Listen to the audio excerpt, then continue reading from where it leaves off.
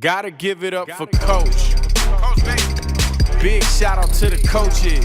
Shout out all the coaches. You see, my coach, he believed in me since jump. And welcome to Tuff Talk with Coach P. I, of course, am your man, Coach P, and I'm thrilled to be here with you with episode 18. Can you believe it? We are 18 episodes in. Last week, we had an amazing episode with one of the premier safeties in the National Football League, Mr. Cam Curl. Now, I'm not going to lie. That interview was maybe one of my most enjoyable interviews, and the reason why is because this young man is definitely dear to my heart. He's like a nephew to me. His dad and I are very close, so that interview really meant a lot. And the cool thing about it is that we talked about football. Yes, we talked about his journey, but the most important thing that we talked about that I am the most proud of is him as a dad, the legacy that he wants to leave for his children, the sacrifices that he made for his family. Cameron Curl is definitely one in a million, and I am proud to be associated with that young king. Again, I got to speak some life into him and let him know that I love him for real. So that was a very special episode to me, but we are going to move on to one of my personal heroes, Mr. Michael Brunker. Now, Mr. Michael Brunker was born and raised in Detroit, but came to San Diego and completely changed the game in terms of the way we see sports and what's possible. So you're going to get an opportunity to sit back, relax, get your popcorn ready, soak up some of this great information. Also, if you have not subscribed to our Spotify channel, please do so now. Tuff Talk with Coach P. Again, that is Tuff Talk with Coach P. Also, follow us on all social media platforms. Coach P Tuff Talk. That again is Coach P Tuff Talk. You are listening to Tuff Talk with Coach P. We will be right back, but after this word from our sponsor, The Standard. The Standard is a youth mentorship program empowering young men ages 8 to 14 through athletics, personal growth, and structured guidance. Built on the values of discipline, teamwork, and integrity, The Standard connects sports with life lessons to help participants develop confidence, leadership, and strong character on and off the field. And welcome back to Tuff Talk with Coach P. I, of course, am your man, Coach P, and I am thrilled to have one of the local legends here in San Diego and one of my personal heroes, Michael Brunker, on the show. Mr. Brunker, how are you? And thank you so much for being on the show. Man, Warren, I'm blessed and highly favored and appreciate the invitation to be here today. Absolutely. So before we get this started, right, a lot of people know about the awards. They know about some of the things you've done, but in your own words, right, without the titles, without the words, who is Michael Brunker? Well, I'm an unfinished product, that's for sure, because there's still so much work to do. But, you know, born and raised in the city of Detroit, came here in 1980 to coach basketball at San Diego State. And then and when I left Detroit, I was an assistant coach with the Pistons and at, you know, before that, University of Detroit, and worked with Dick Vitale for 6 years. But came out here, and probably the turning point was 1987 when I left coaching. You know, when San Diego State decided they wanted to have a new staff there, and we got fired. Bottom line, you know, Smokey Gaines was here, and I came after his first year. He came out in 79-80 season, was 6-21 that first year. And then I came at the second year, we won 15 games. We had one of the biggest turnarounds in any school in the country, and then had 5 consecutive winning seasons, went to the NCAA tournament in 1985, won the WAC tournament championship, and then had 2 losing seasons. And then, you know, in coaching, you know, coaching is an occupational hazard. You know, you got to win. And so we had 2 losing seasons. They decided they had to have a coaching change. And I made the decision then I had enough, you know, because right now I just felt that there was more important things I could do with my life than sit on the sideline getting sweaty and have to leave San Diego. And at the time, we had a young family. My wife is from Detroit as well, and we had 3 children at the time. But I decided I wanted to stay in San Diego and not chase the bouncing ball. And went back to, Warren, what I really enjoyed doing the most is the things that help protect me from myself growing up in the city of Detroit. A lot of people claim Detroit, but they live nowhere close to the city of Detroit. They might live in the suburbs somewhere. I live in Finkel and Livernois on Prairie between Chalfont and Eaton. And you know, it's it was tough times in Detroit at that time. But the bottom line is, things happened in my life that helped set me on a trajectory to where I am today, and essentially just being able to give back, serve others before self, and literally spend my heaven doing good on earth, which is what I wanted to accomplish. And I used those things in Detroit that helped me, and one of the things that I was always loved the most, I was part of a staff that won a high school state championship in Michigan in 1974, Brother Rice High School. But the summers before that, the summer of 73 and the summer of 74, I worked at St. Cecilia's, which was the prototype for all the summer leagues that are now going on around the country, the midnight basketball programs, all those. St. Cecilia's was it in the city of Detroit, and it came on the heels of the 1967 riot that hit in July of 67. And so they used sports, they used basketball to help keep young people off the streets and let them play. And anybody that was anybody from high school on up to the NBA played at St. Cecilia's. Sam Washington was the founder of St. Cecilia's. He ran it, and his two sons, Sammy and David, played on that Brother Rice State Championship team in 74.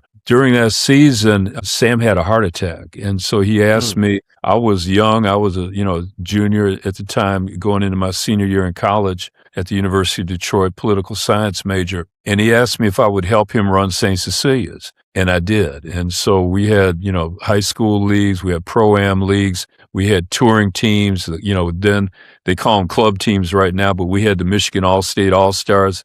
And I coached that team, and we went undefeated. And that class of 74 was the same year Moses Malone and all those guys came out, and we were undefeated everywhere we went, And so John Long, Terry Tyler both played in the NBA. Tony Smith went on. He played at the University of Houston, then went to UNLV.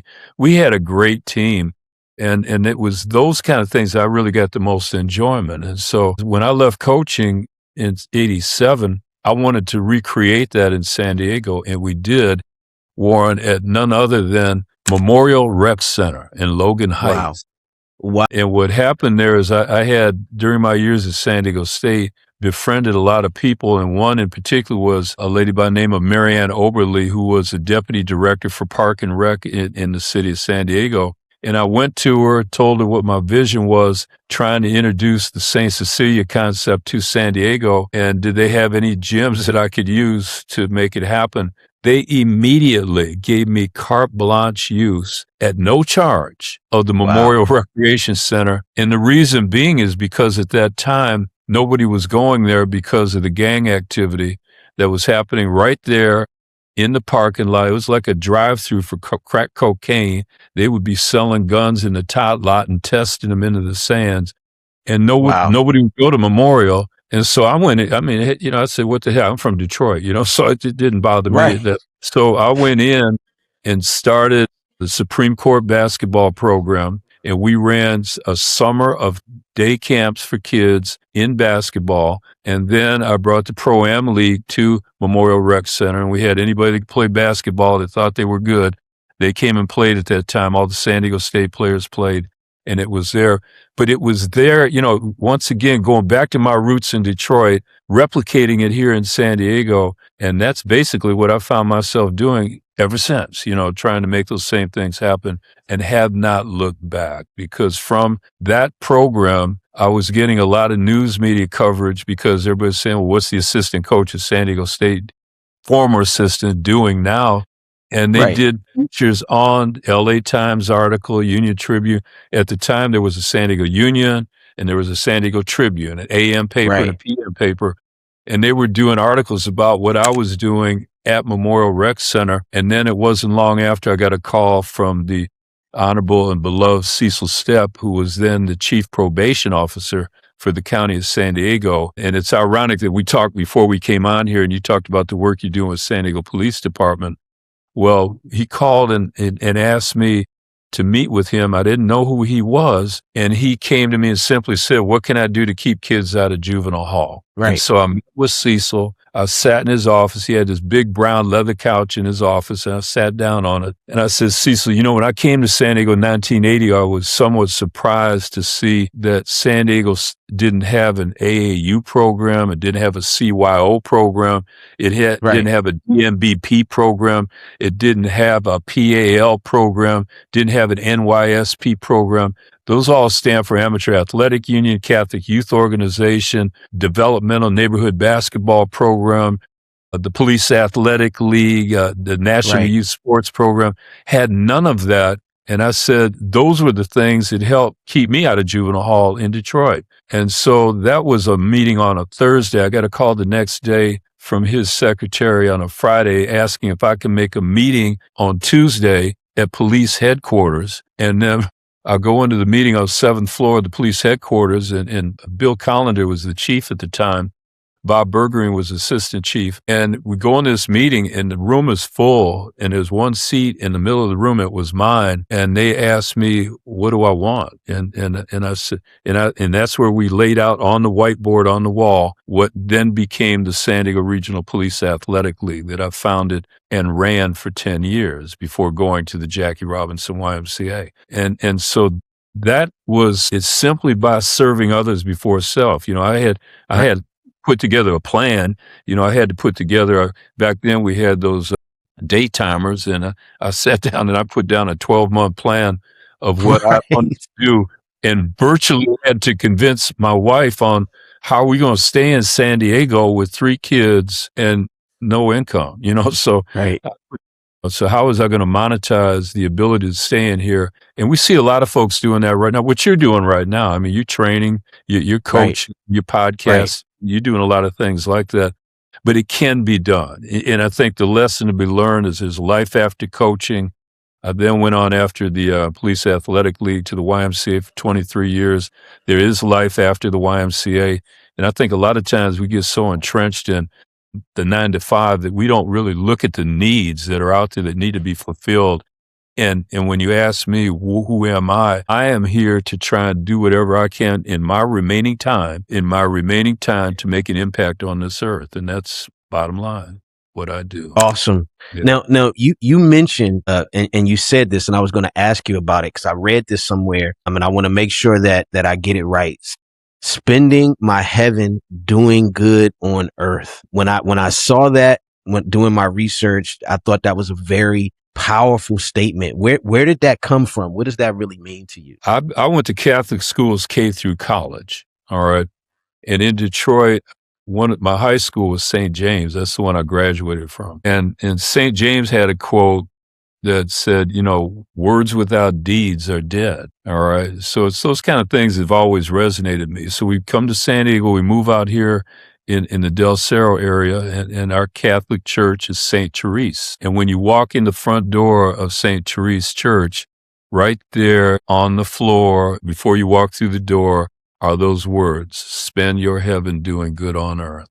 And that was from St. Therese. That was something she said. And I think it's all been said before. I mean, some of us might be brilliant enough to come up with new sayings, whatever it might be. But man, there's been so many great folks that have come before us whose shoulders we stand on, who have laid out the groundwork. That Police Athletic League thing, the guy that helped me develop that was Dick Night Train Lane, who was my neighbor in Detroit. He lived, I lived 2 houses on North Lawn off of Clarita. I lived 2 houses to the south. He lived on the corner house. And when he retired from the Lions, he's a Hall of Famer, NFL Hall of Fame, Pro Football Hall of Famer.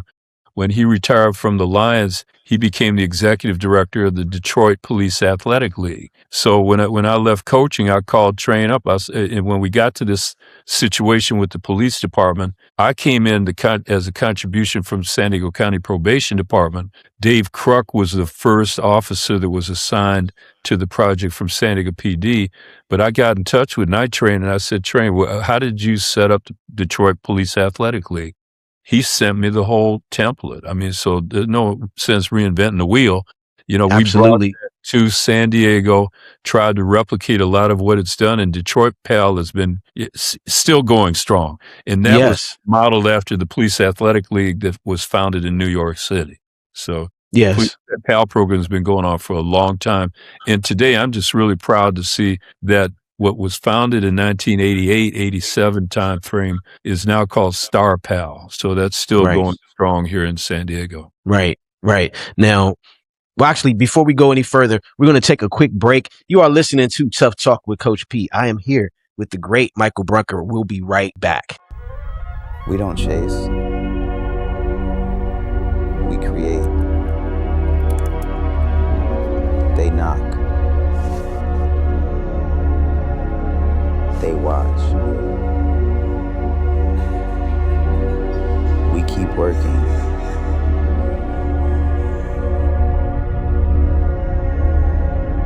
We keep building. We don't look up.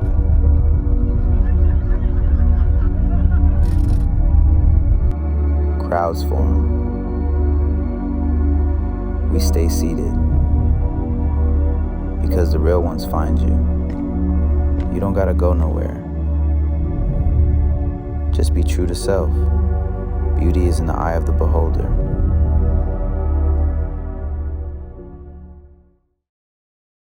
And welcome back to Tuff Talk with Coach P.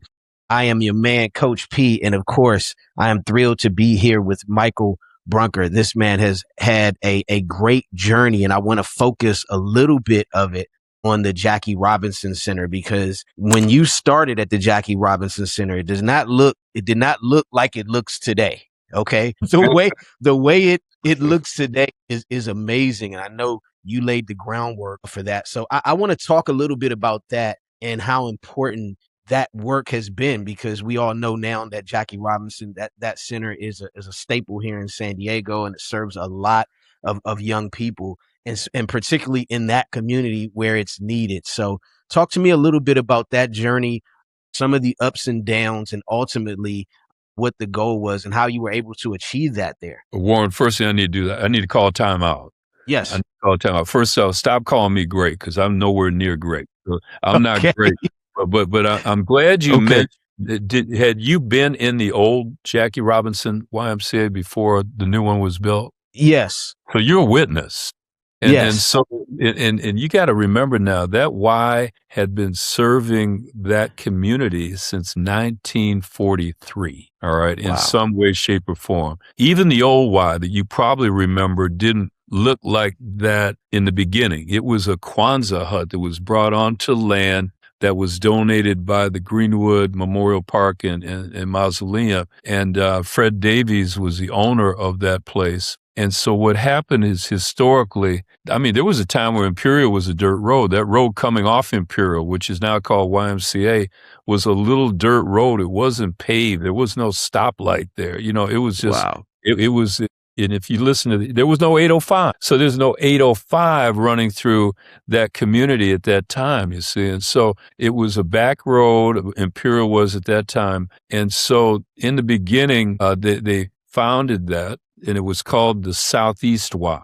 That's what it was called in the beginning. And then the leadership of that Y, predominantly African-American, came in and did all that they can. The Reverend George Walker Smith, Bob Matthews, and then they brought in the first Black executive director. They brought him in from Alabama, Rufus DeWitt. And I know his daughters, Johari and Francine, they talked about when they drove out from where they came from and pulled up that dirt road and looked at that Y, because their father was a YMCA director back where they came from in Alabama. When they pulled up, they started crying because they couldn't believe what they were pulling up to. Wow.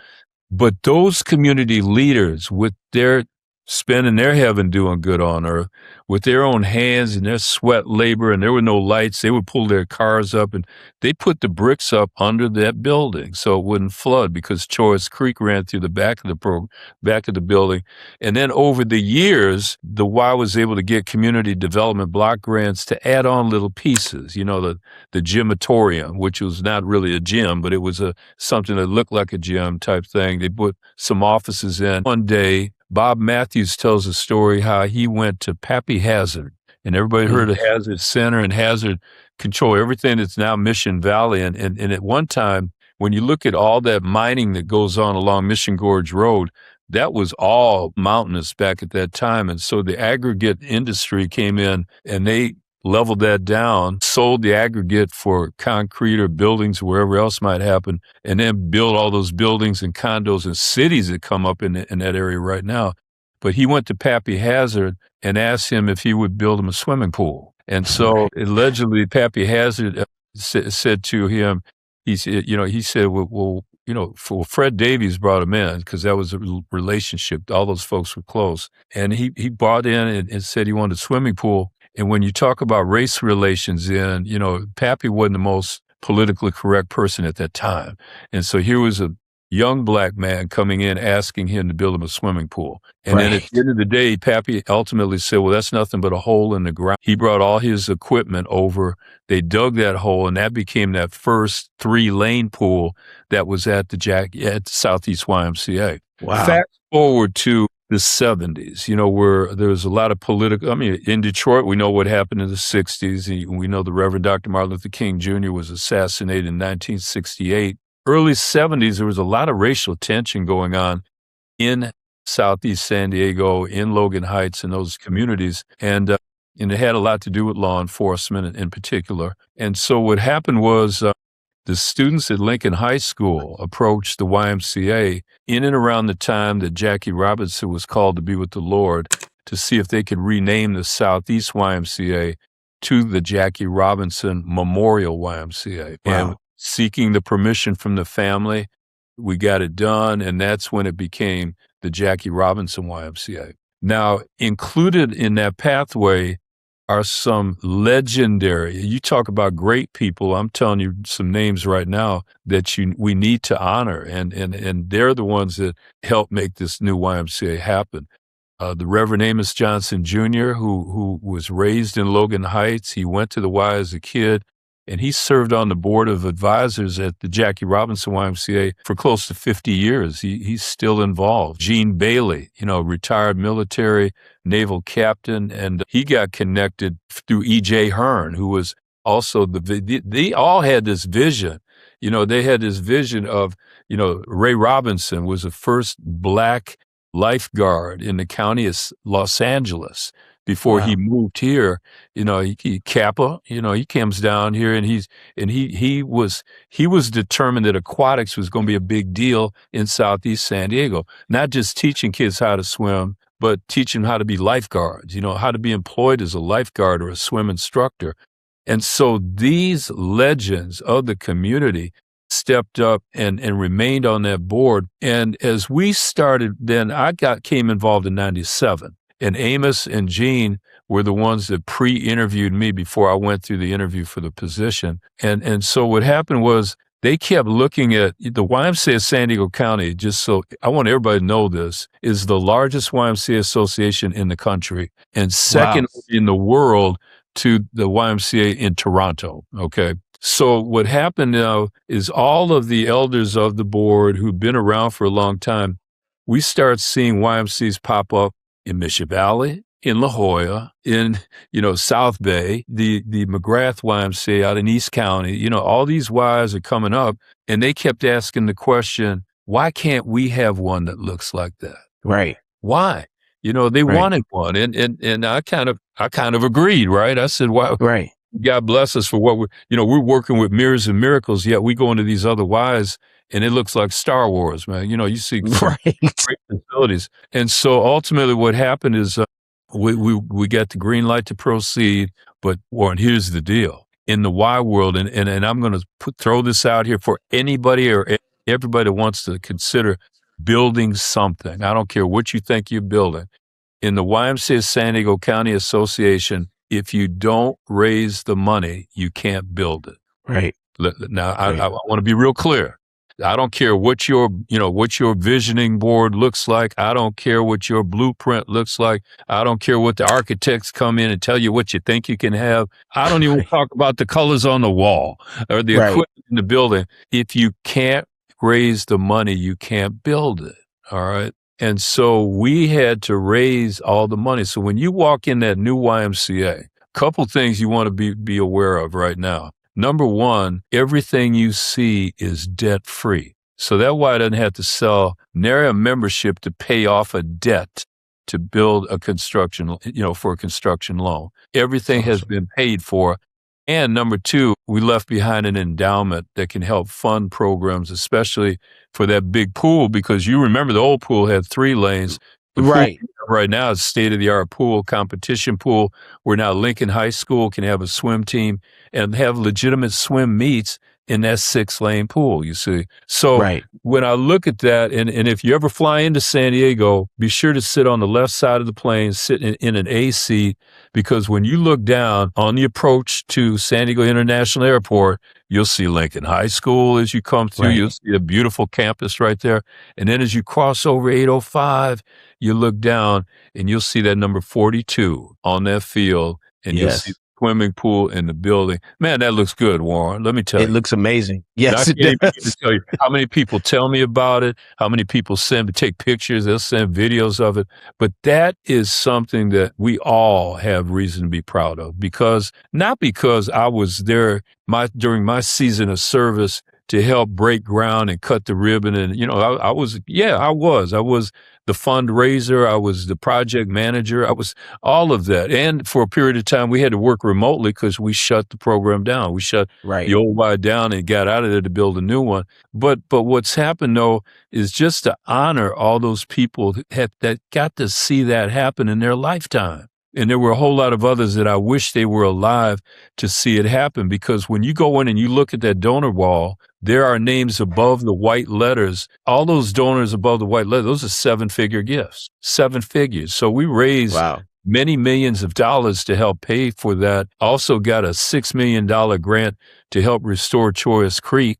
So there's a lot of money that went into that project right there in San Diego. But the real story, Warren, is we weren't supposed to be there. We weren't supposed to be there because after the first Super Bowl came into town, suddenly I'm getting visits from developers that want to move us out. They want us to, and they said they would build us a new YMCA somewhere else. To this day, they still haven't shown me where or what it's going to look like.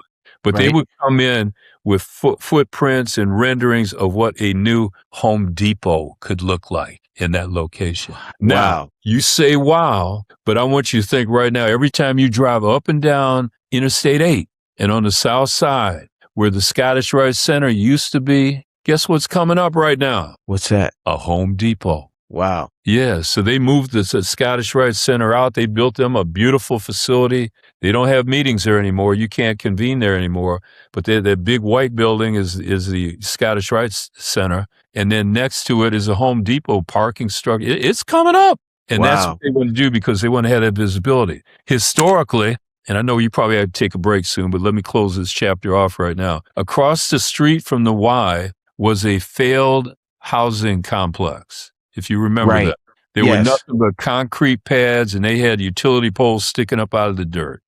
And it sat there for years and years and years, nothing going on there. I'll take credit. And Rich Collado, the late, the beloved CEO and president of the YMCA San Diego County, we stood our ground because we own that property, right? We didn't. You can't just come in here and move us out. And so. We said, no, we're not going to do that. They couldn't show us anything that was really, to build a bigger and better Y. And so we forced Home Depot to go across the street, which is now called Imperial Marketplace. You see? And so now you've got a Home Depot. Now you got a bank. You got a Sizzler. You got all that over there and more, right? You got Concord College. You got a 24-hour fitness. 24-hour fitness, there. But before that, it was nothing but concrete slabs and dirt. A failed housing start, and now look what you have for community development. That's amazing. We're going to take a quick break. You're listening to Tuff Talk with Coach P. When we come back, we're going to talk a little bit more about that community, how it's changed. We'll be back with Michael Brunker. For the ones putting in work when no one's watching. From the early risers to the late night ballers. Introducing Youngstar Creatine Gummies. The clean science-backed creatine gummy made for today's athlete. Boost strength, train harder, and recover faster. Youngstar, fueling today's future athlete. Welcome back to Tuff Talk with Coach P. I mean, you are getting an education here with Michael Brunker, and we're going to talk about, well, I'm going to change gears just a bit, and we're going to talk about the power of mentorship. One of the things you talked about early on was how you wanted to stop chasing the ball, and some of the things that you went into was community building. A lot of the things, and it's kind of got me off the couch in seeing our young men.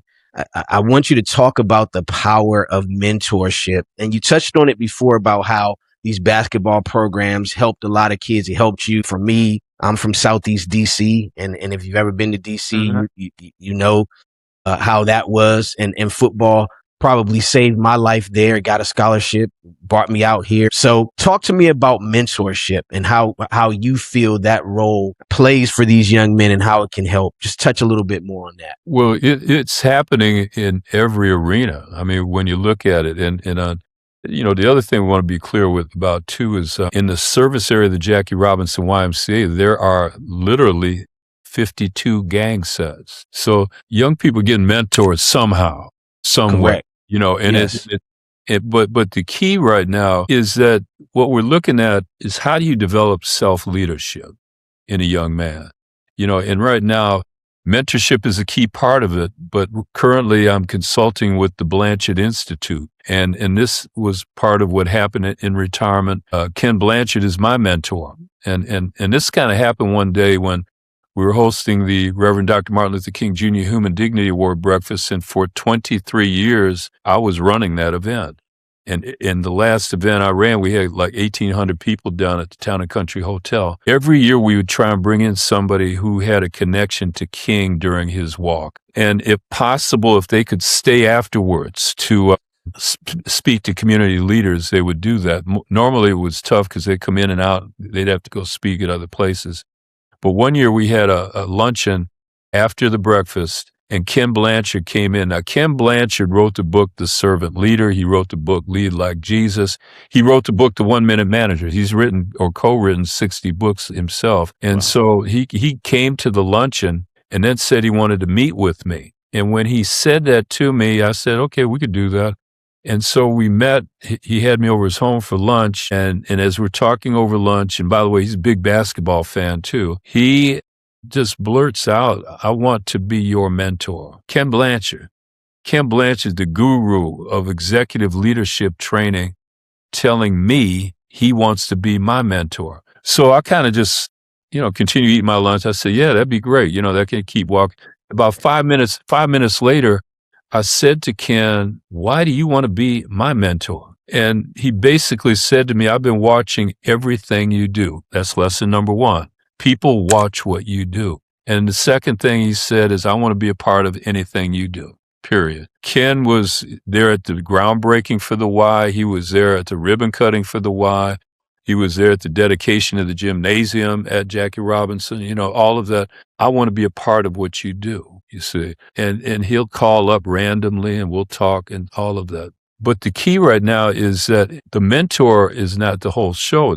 You got to have something to mentor too. And so, Right. The mentee has some responsibilities. And so currently what we're in my consultancy right now with Blanchard, they brought me on to help reimagine the student self-leadership program, which had been going on for 20 years. And we had a group of community leaders come in, about 30, that reviewed it, examined it.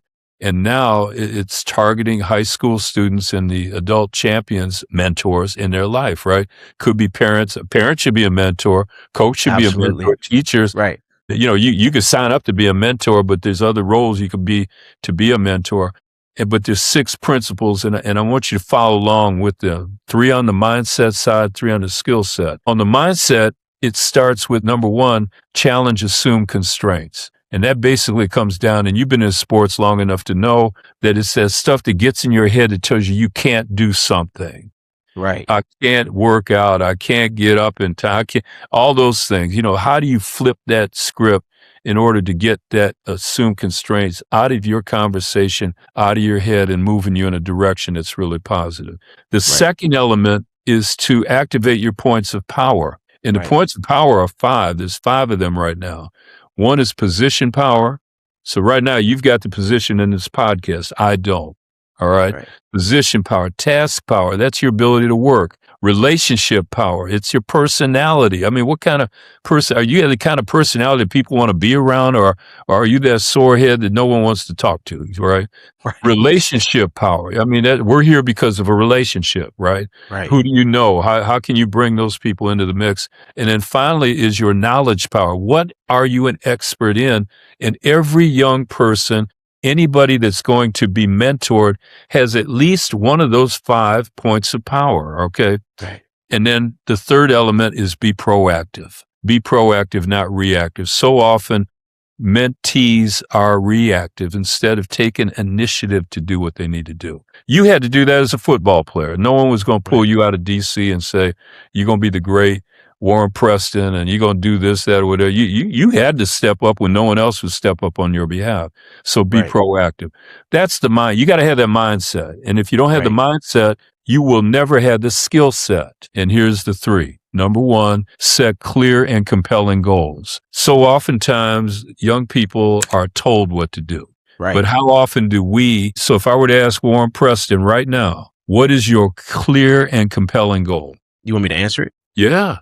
Yeah, I do. My clear and compelling goal is to create a mentor program, which not only is my goal, I feel is my purpose, that helps kids between the ages of 8 and 14 to use the resources that I've amassed over these years to perpetuate that program. And then also to learn as much as I can about those socioeconomic issues so that I can better serve the people that I mentor in this program.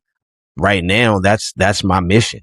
Those are my goals. Well, I think you check that box. I think if anybody were to listen to this and they were to say, but so often we don't, we tell young people what to do. When you're coaching, they had to do it this way. What is your goal? What is your clear and compelling goal? If they can't tell you that, then they got to work on it. Then when you have that clear and compelling goal, the second element is the ability to diagnose your competence and commitment to achieve that goal. So if you had to rate yourself on a scale of 0 to 10 of your competence to achieve the clear and compelling goal you just mentioned, where would you be right now? I would say, as far as my confidence, I'm an 11. Competence. Yes. Yeah. I would say with my competence to achieve this goal, I would say I'm an 8, right? Because I don't know what I don't know, right? And I do still need mentors and people. And listen, I haven't always been able to admit that I don't know what I don't know. Okay, right? we know that. Those of us that don't know that. You come along. Right. That's right. So I haven't always been able to admit that. So I'm going to say I'm probably at about an 8, maybe a 7. So I'm still filling in the blanks, but because I am a grinder and I'm a worker and I'll look under every rock and I'll ask the right questions and I'm not ashamed to do the extra mile and to lead by example. I'm not going to ask anyone to do anything that I'm not willing to do. I feel very confident that the competence will grow and we'll achieve that. Definitely. So let's go to the other C right now. What's your commitment to achieve that goal? My commitment to achieve this goal is 0 to 10. 0 to 10. We're just you 10. There you go. And I think we would agree, because now if you don't diagnose, see, a lot of times people think they have a goal and they think they know it all. They think they're a finished product. They think they can't do no more. Right. That's where self-leadership comes in. You got to be real with yourself, right? Right. Then the third element on this side, and this comes to what you talked about. This is a long way, a roundabout way of getting to answer your question. The third part on the skill set side is understanding the need for matching, and matching equals mentorship. You got to have somebody that can pull your coattail, that can give you the guidance and counsel you need, the direction and support you need to be a high-achieving peak performer. And this is where a lot of people don't understand. I mean, everybody might want to be a mentor. I don't know how many people don't want to be a mentor, but does a mentee want to be mentored? That's the art of it right now, because the mentor skills are something that need to be trained up, that you need to be taught. And this is where the student self-leadership program, that's why not only do we have the program for the 14 to 18-year-olds, but we have the champion program for the adults in their life, those adult champions, the parents, coaches, who teaches you how to deal with a teenager now? I mean, that's not offered in many places. I don't see many majors Right. deal with that right now. But here's the kicker, Warren. This program is free. It costs nothing. And the next Wow. cohort begins in July. Registration deadline is June 28th. So everybody listening to this right now, I could get you a link that you could put out there and they could sign up for the program today and it costs nothing. Both kids and adults can make this happen. But the need for mentorship is powerful because of, like I said, working at Jackie Robinson with the Police Athletic League, all these, and coaching kids. The kids I coached, I mean, where did they come? They came from Detroit. Here at San Diego State, you talk about DC, Zach Jones came from San Diego State. Michael Cage came from West Memphis, Arkansas. The players that we had, they came from Detroit. Michael Kennedy came from Kingston, Jamaica.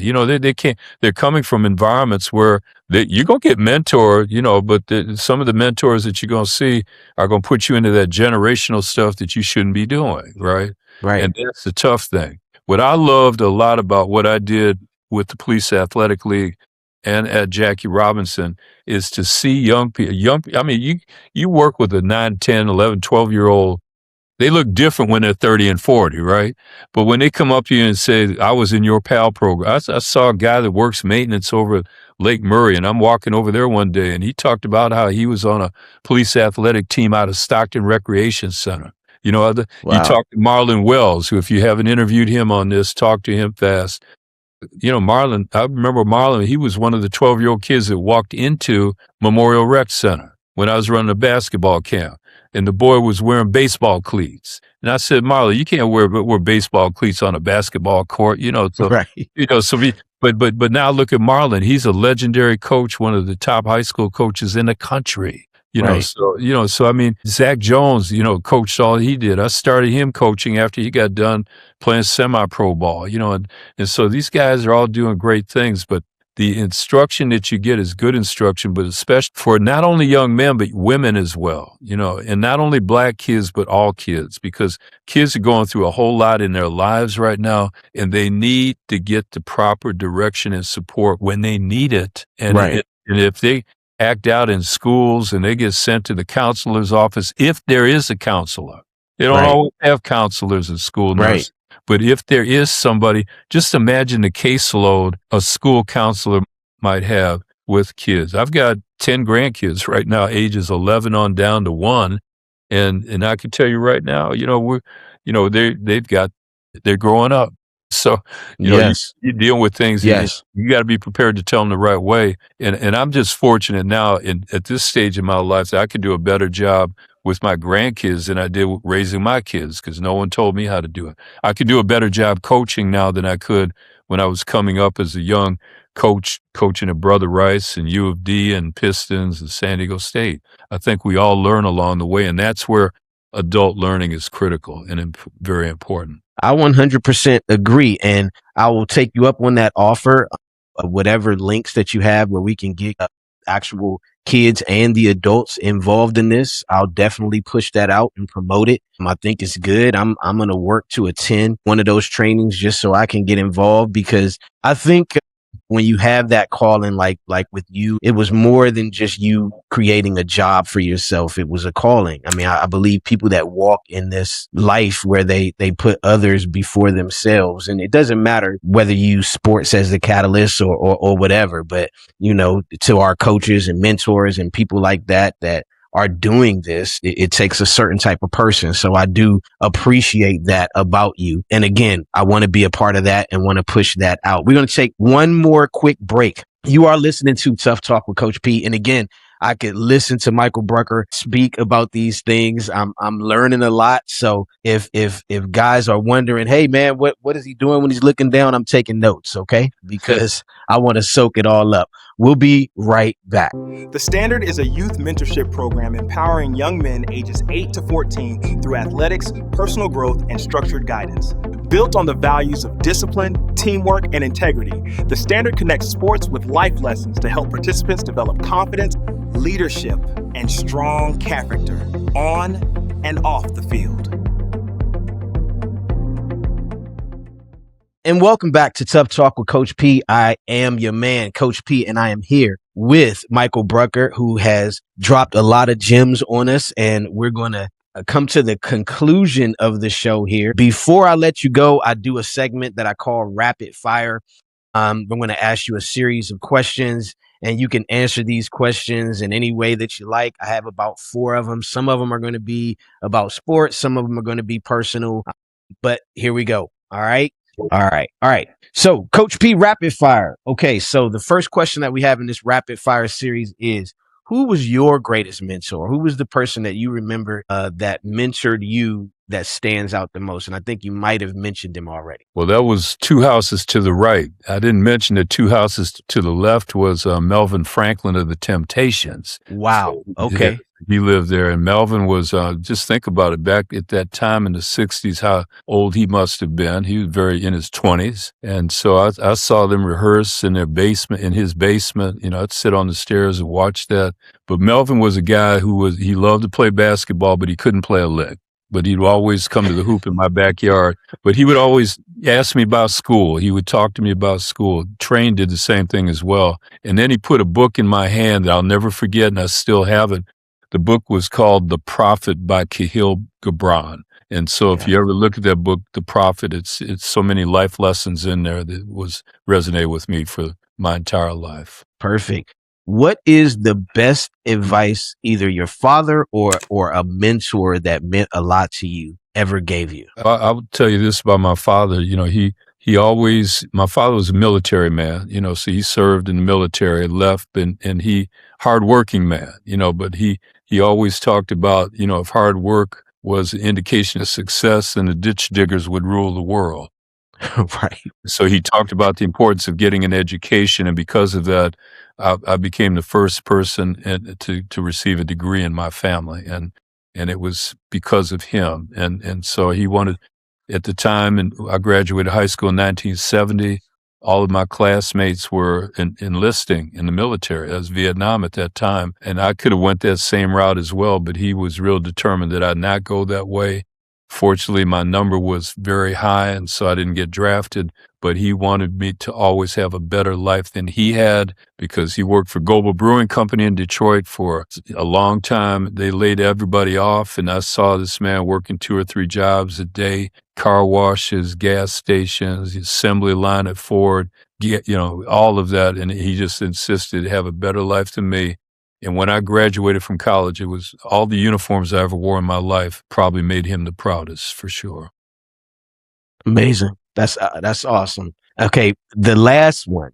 Okay, if you could pick any one person to have a dinner with, who would it be? Well, I always want to have dinner with another one of my mentors, is Dick Vitale. So I worked with Dick for 6 years. We remain friends to this day with he and his wife, Lorraine. And, you know, and I was a kid, man, when I started coaching with Dick. I was 22 years old. I was a young assistant Division I basketball coach at the University of Detroit.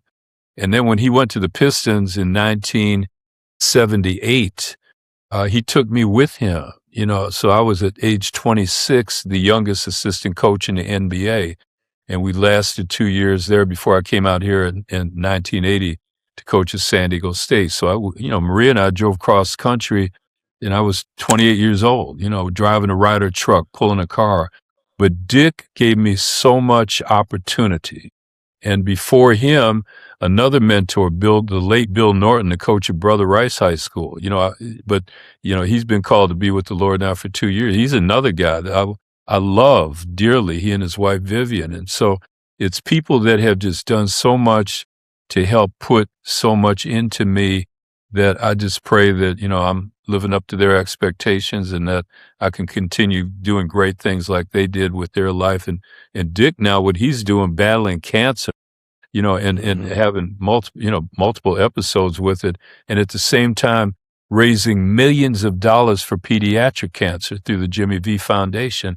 It's like, those examples are out there for us. If we're not getting off the sideline and into the game, in my case right now, it's easy for me to volunteer for the AAU. It's easy for me to volunteer for Rotary, where I'll be district governor in 2720. It's easy for me to do these things because so many others have done it for me. They've invested in me. It's time for me to continue investing back. And then finally, Warren, is family. Family is important. My wife and I will be celebrating our 50th wedding anniversary on August 21. We have 5 beautiful children. We have 10 grandchildren. Number 11 is due in August. And so there's so much to live, give, and love for. And that's where I want to do as much as I can with my remaining time, because we're not going to be here forever, but the impact we all can have on this earth. And has there ever been a more critical time? You see? Correct. So when we talk about, I want to have dinner with Warren Preston. I want to, I want to have done. A lot of people.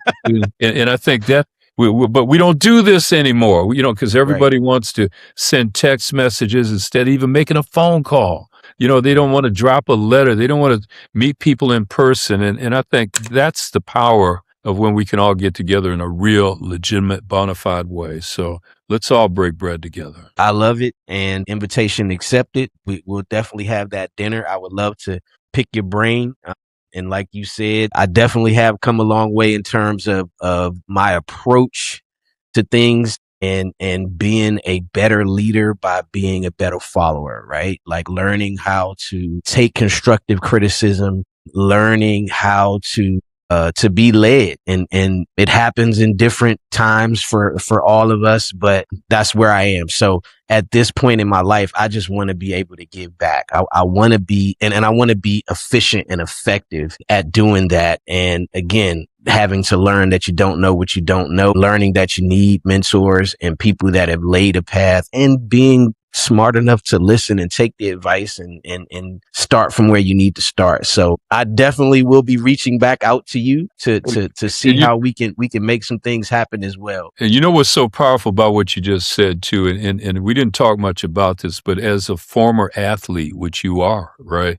A lot of times folks get so hung up in sports and like that's all they can do in life. That's so false. There's so much more in life you could do, but there's so many lessons that you've learned through sports. I know a lot of young people today, and it's not so much the young people as it is their parents, the adults in their world, think that all these kids are going to get college scholarships and they're all going to play pro and all that. Hey, listen, let me just say this to you. Of the 5 children we have, our 4 oldest were all Division I NCAA scholarship athletes. The 2 girls play basketball, the boys play football. Our youngest daughter decided in her junior year in high school that playing sports wasn't the best use of her time. Maria and I celebrated. We were so thrilled because that meant we never had to go to another practice, another game. All that was over because we'd been doing that for so many years. But I need to, if we could just really advise all of the adults that the pressure that they put on to their children to be that athlete, they need to that Blanchard course quickly and understand it's not about us, it's about them. And again, I received that. And before I let you go, I did want you to give the information about how we can reach out, and you were going to give the website. So go ahead and give that information. And we want everybody to go to it, sign up, a free program that's going to help. We want to know more about it, so we're going to really push it. So if you could give us that information before you go, that would be amazing. It's BlanchardInstitute.org. BlanchardInstitute.org. And the registration deadline for the July cohort will be June 28th. And it's for 14 to 18-year-olds. Ideal for 8th graders going into high school. Ideal for those going into college. And also Blanchard also gives out $1,000, $2,500 scholarships to college-bound high school seniors that complete the course, that earn the badge, and they'll be eligible if they're a freshman taking the course when they become seniors, they can apply at that time. If they're seniors right now, they'll be eligible for next year's cohort as well. But the most important thing is not only for the 14 to 18-year-olds, it's also for the adult champions in their lives, parents, coaches, teachers, mentors, Warren Preston as well.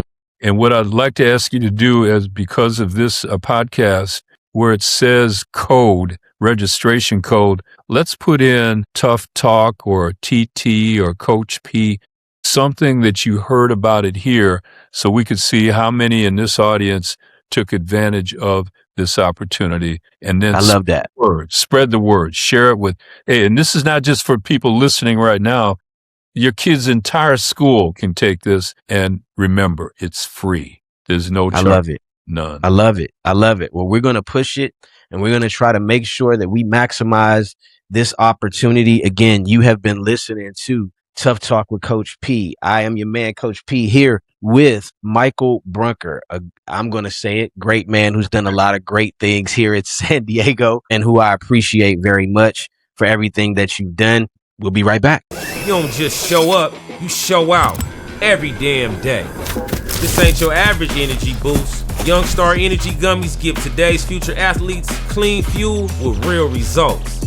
No jitters, no crash, just straight up energy and faster bounce back. Clinically shown to support energy, muscle recovery, and cellular health. Young Star, stay lit, recover quick, and level up.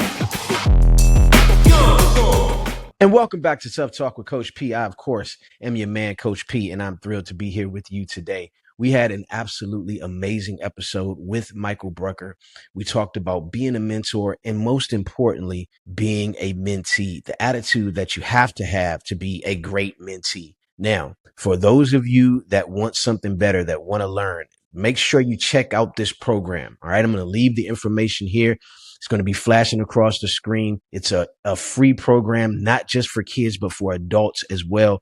Make sure you register and make sure you sign up, not because Coach P says so, but because it's the right thing to do. Also, if you have not subscribed to our Spotify channel, please do so now. Tuff Talk with Coach P. Also follow us on all social media platforms at Coach P Tuff Talk. You are listening to Tuff Talk with Coach P. It has been my great pleasure today to be here with Michael Brunker, and I really learned a lot from this episode. Again, watch us every Monday. Listen to us on all social media platforms. We're going to be coming at your neck. Episode 18. I'm out. Gotta give it up for Coach. Big shout out to the coaches. Shout out to the coaches. You see, my coach, he believed in me since jump. I'm a product of his coaching. Gotta give it up for Coach. Big shout out to the coaches. Shout out all the coaches. Yeah. You see, my coach, he believed in me since jump. I'm a product of his coaching. Gotta give it up for Coach.